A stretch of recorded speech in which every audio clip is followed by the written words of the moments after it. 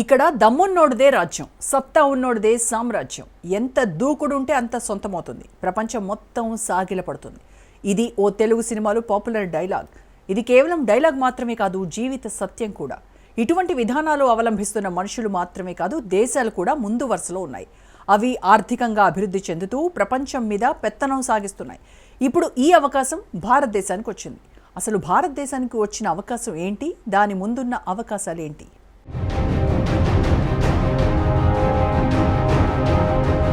భారత్కు ఆహ్వానం పలుకుతోన్న ఆఫ్ఘనిస్తాన్ విలువైన ఖనిజాలను వెలికి తీయడానికి సిద్ధం.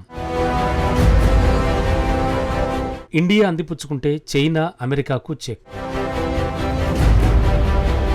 ఇన్నాళ్లు పాకిస్తాన్కు మిత్రదేశంగా ఉన్న ఆఫ్ఘనిస్తాన్ సడన్ గా ప్లేట్ ఫిరాయించింది. ఇప్పుడు భారత్తో బంధాన్ని బలోపేతం చేసుకుంటోంది. ఇక తాము ఎంత చెబితే ఆఫ్ఘాన్ అంతా అనుకున్న పాకిస్తాన్ కు ఈ మైత్రి మింగుడు పడ్డం లేదు. మరోవైపు ఆఫ్ఘాన్ తాలిబాన్ విదేశాంగ మంత్రి ఇటీవల భారత్ లో పర్యటించడం ఆసియా రాజకీయ విన్యాసాల్లో పెద్ద చర్చకు దారితీసింది. భారత్ అంటే ప్రాణం ఇస్తాం అని తాలిబాన్ వర్గాల వ్యాఖ్యలు ఇరు దేశాల సంబంధాలపై కొత్త ఊహాగానాలకు తెరతీశాయి. మరోవైపు చైనా వద్ద బీభత్సంగా బంగారం ఉంది, అయినప్పటికీ దాన్ని బయటికి విక్రయించదు. ఇదే కాకుండా ఇంకా కొన్ని అరుదైన లోహాలు, ఖనిజాలు ఆ దేశం వద్ద ఉన్నాయి, అయినప్పటికీ వాటిని ఇతర దేశాలకు ఎగుమతి చేయడానికి ఒప్పుకోదు.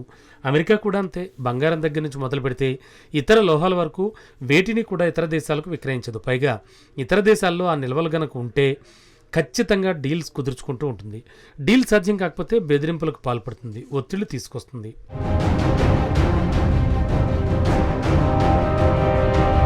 ఎలక్ట్రిక్ వెహికల్స్, బ్యాటరీల తయారీ, టెక్నాలజీ, ఆర్మీ అవసరాలకు ఇవి అత్యంత కీలకం. నేషనల్ సెక్యూరిటీ పేరుతో చైనా రేర్ ఎర్త్ మినరల్స్ ఎగుమతులపై ఆంక్షలు విధించింది. ఎక్కడ చైనా ప్రపంచ శక్తిగా అవతరిస్తుందోని భయంతో అమెరికా కూడా రేర్ ఎర్త్ మినరల్స్ వేట మొదలుపెట్టింది. ఇందులో భాగంగానే పాకిస్తాన్ భూభాగంలో ఇవన్నీ ఉన్నాయని తెలుసుకున్న అమెరికా ఏకంగా $500 మిలియన్ పాకిస్తాన్ దేశంతో ఒప్పందాన్ని కుదుర్చుకుంది. అసలే కరువులో ఉన్న పాకిస్తాన్ అమెరికా చెప్పిన ప్రతి మాటకు తల ఊపింది. ఈ క్రమంలోనే అమెరికా కంపెనీలు పాకిస్తాన్లో మినరల్స్ వేట మొదలుపెట్టాయి, ప్రయోగాలు ప్రారంభించాయి. అన్నీ అనుకున్నట్టు జరిగితే అతి త్వరలోనే తవ్వకాలు కూడా ప్రారంభమవుతాయి. కేవలం పాకిస్తాన్ మాత్రమే కాదు, దాని పక్కనే ఉన్న ఆఫ్ఘనిస్తాన్లో కూడా రేర్ ఎర్త్ మినరల్స్ విపరీతంగా ఉన్నాయి. ఇవి భూమి మీద అత్యంత విలువైన ఖనిజాలు. వీటి కోసమే అమెరికా, వెస్టర్న్ కంట్రీస్ పాకిస్తాన్తో ప్రేమ నటిస్తున్నాయి. పాకిస్తాన్ మనకు ఎలాగూ పడదు కాబట్టి భారత్ ఆఫ్ఘనిస్తాన్ వైపు చూస్తోంది. దీనికి తగ్గట్టుగానే ఆఫ్ఘనిస్తాన్ మనకు స్నేహ హస్తం చాచింది. Foreign policy and seeks positive relations with all countries. India has a good opportunity to engage.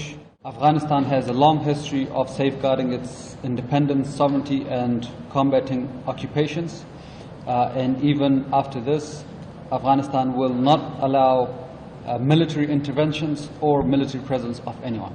పైగా దేశ ప్రధాని నరేంద్ర మోడీతో ఆఫ్ఘనిస్తాన్ మంత్రి ఢిల్లీలో భేటీ అయ్యారు.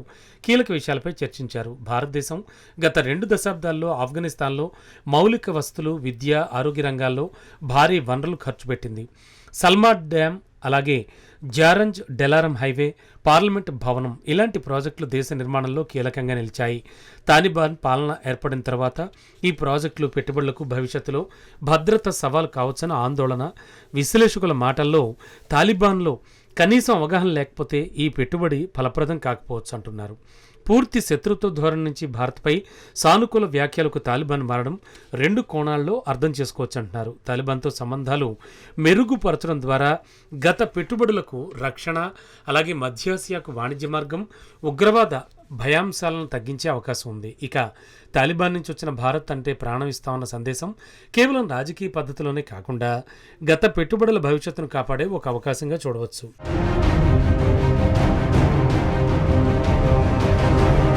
మరోవైపు ఆఫ్ఘనిస్తాన్ పాకిస్తాన్ చెక్ పోస్టులను సైతం నేలకూల్చింది. ముమ్మరంగా దాడులు చేసి పాకిస్తాన్ సైనికులను పారిపోయేలా చేసింది. ఓ నివేదిక ప్రకారం దాదాపు 50కి పైగా పాకిస్తాన్ సైనికులను ఆఫ్ఘనిస్తాన్ దళాలు అంతం చేసినట్లు సమాచారం. సైనిక పరంగానే కాకుండా దౌత్యపరంగా కూడా పాకిస్తాన్కు ఆఫ్ఘనిస్తాన్ దిమ్మ తిరిగే షాక్ ఇచ్చింది. ఆఫ్ఘనిస్తాన్లో పాకిస్తాన్ డిఫెన్స్ మినిస్టర్ ఆసిఫ్ ఖవాజా పర్యటిద్దాం అనుకుంటున్న వేళ ఆఫ్ఘనిస్తాన్ అడ్డు చెప్పింది. అంతేకాదు ఐఎస్ఐ చీఫ్ అసీం మాలిక్ వీసాలను కూడా తిరస్కరించింది. దీనికి తోడు పాకిస్తాన్ జట్టుతో జరిగే T20 మ్యాచ్ సైతం రద్దు చేసుకోవాలని ఆఫ్ఘనిస్తాన్ నిర్ణయించినట్లు తెలుస్తోంది. పాకిస్తాన్, శ్రీలంక, ఆఫ్ఘనిస్తాన్ త్వరలో T20 ట్రై సిరీస్ ఆడాల్సి ఉంది. ఈ సిరీస్లో పాకిస్తాన్ జట్టుతో జరిగే మ్యాచ్ను రద్దు చేసుకోవాలని ఆఫ్ఘనిస్తాన్ ఇప్పటికే నిర్ణయించినట్లు తెలుస్తోంది. మరోవైపు మన దేశంతో సంబంధాలను తాలిబాన్ ప్రభుత్వం పునరుద్ధరించుకుంటోంది.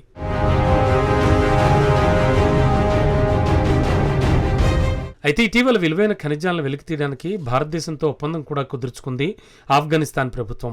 త్వరలోనే త్రవ్వకాల ప్రక్రియ మొదలవుతుందని తెలుస్తోంది. అత్యంత అరుదుగా లభించే ఖనిజాలు ఆఫ్ఘనిస్తాన్లో ఉన్నాయని తెలుస్తోంది. వీటిని బయటికి తీస్తే విలువైన మారక ద్రవ్యం లభిస్తుందని భారత్ కూడా అంచనా వేస్తోంది. మరోవైపు పాకిస్తాన్లో లభించే ఎర్త్ మినరల్స్ను వెలికి తీయడానికి అమెరికా ఒప్పందం కుదుర్చుకుంది.